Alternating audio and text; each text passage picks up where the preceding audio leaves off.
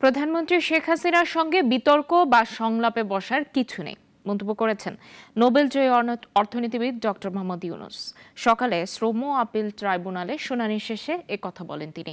শ্রম আইন লঙ্ঘনের মামলায় তার জামিনের মেয়াদ আগামী 14 আগস্ট পর্যন্ত বাড়িয়েছে আদালত। বিস্তারিত ফজলে রাব্বির প্রতিবেদনে।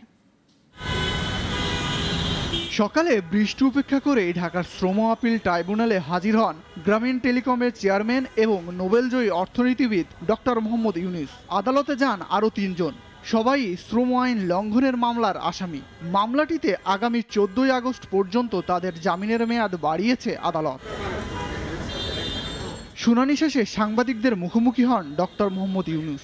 কথা বলেন প্রধানমন্ত্রীর সঙ্গে বসার আমন্ত্রণ প্রসঙ্গে। আমি টাকা পাচার করেছি, বিদেশে বহু প্রতিষ্ঠান করেছি, ট্যাক্স ফাঁকি দিই, ইত্যাদি ইত্যাদি, এটা আমরা জানি। এগুলো হলো তদন্তের বিষয়, বিতর্কের বিষয় না, এটা আইন আদালতের বিষয়, বিচার বিভাগের বিষয়। ডক্টর ইউনূসের আইনজীবী বলেন, নোবেলজয়ী অর্থনীতিবিদকে অযথায় হয়রানি করা হচ্ছে।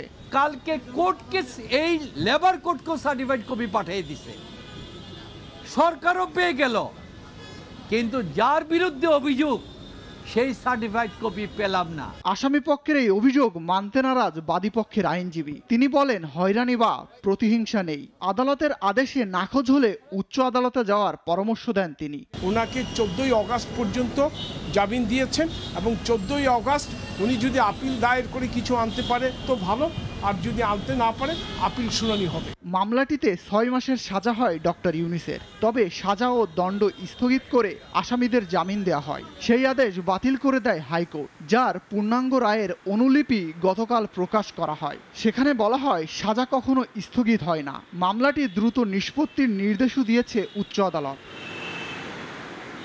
ফজলে রাব্বি, নাগরিক, ঢাকা।